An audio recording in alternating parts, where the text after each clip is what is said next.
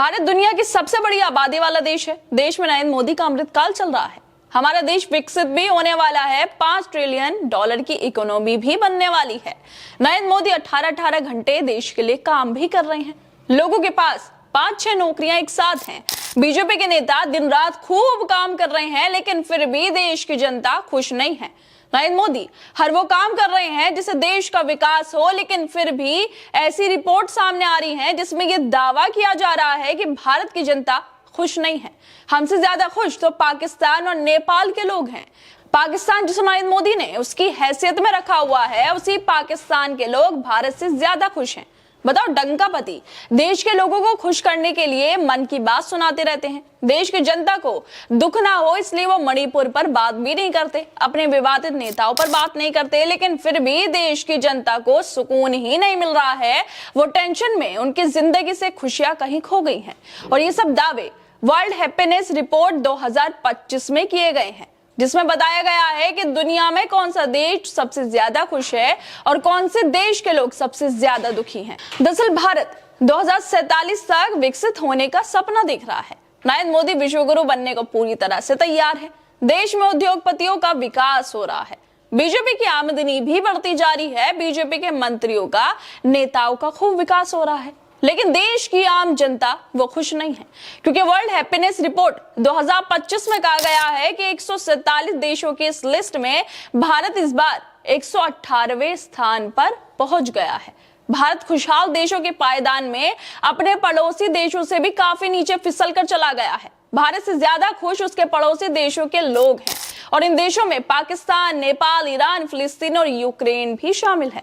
भारत को हैप्पी देशों की सूची में 118वें नंबर वहां दिया गया है, जबकि पाकिस्तान को 109, नेपाल को 92 नंबर, ईरान 100वें नंबर पर है, फिलिस्तीन 103 और यूक्रेन 105वें नंबर पर है। सोचिए, फिलिस्तीन और यूक्रेन जो सालों से युद्ध की मार झेल रहा है, फिलिस्तीन जहां पर नेतन्याहू नरसंहार कर रहे हैं, उस देश के लोग भारत से ज्यादा खुश हैं। लेकिन भारत जहां पर अमृतकाल चल रहा है, नरेंद्र मोदी खूब विकास कर रहे हैं, वहां के लोग खुश नहीं हैं। इस खबर को देखिए, ये एनडीटीवी की है, यानी अडानी के चैनल की है, जिस पर नरेंद्र मोदी के जिगरी दोस्त होने के आरोप लगते रहते हैं। वो एनडीटीवी भी उस सच्चाई को उजागर कर रहा है जो दिखाता है कि भारत के लोग कितने परेशान हैं, कितने दुखी हैं कि उनके जीवन से खुशी कहीं गायब हो गई है। ये पहली बार नहीं है जब इस तरह की कोई रिपोर्ट सामने आई हो। भारतीयों को लेकर इससे पहले भी ग्लोबल हंगर इंडेक्स की जो रिपोर्ट थी 2024 की, उसमें भारत का स्थान 127 देशों में 105वें नंबर पर था। भारत की रैंकिंग अपने पड़ोसी देशों श्रीलंका, नेपाल, म्यांमार और बांग्लादेश से भी पीछे थी।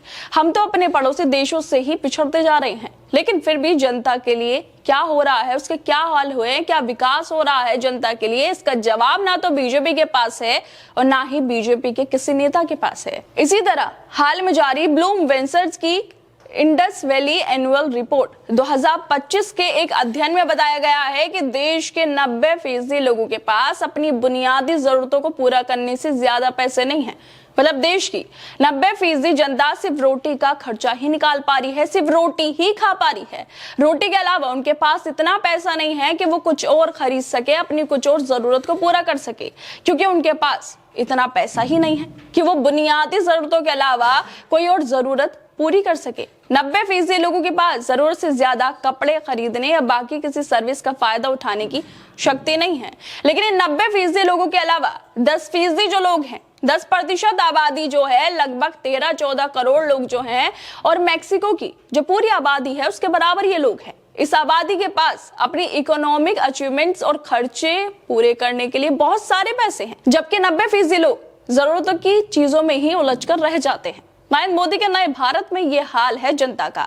भारतीय अर्थव्यवस्था दुनिया में 5वें पायदान पर आ गई है और विकास दर की रफ्तार सबसे तेज है, लेकिन आम आदमी के लिए शायद कुछ नहीं बदला। आम जनता ना तो खुश है और ना ही अपनी जरूरतों को पूरा कर पा रही है। देश की जनता के पास ना तो खाने को है, ना नौकरियां हैं, भुखमरी अलग से है।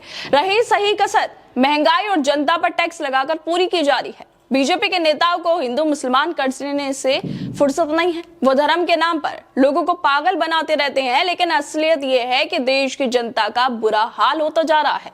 ना तो खाने को है और ना ही देश की जनता खुश है।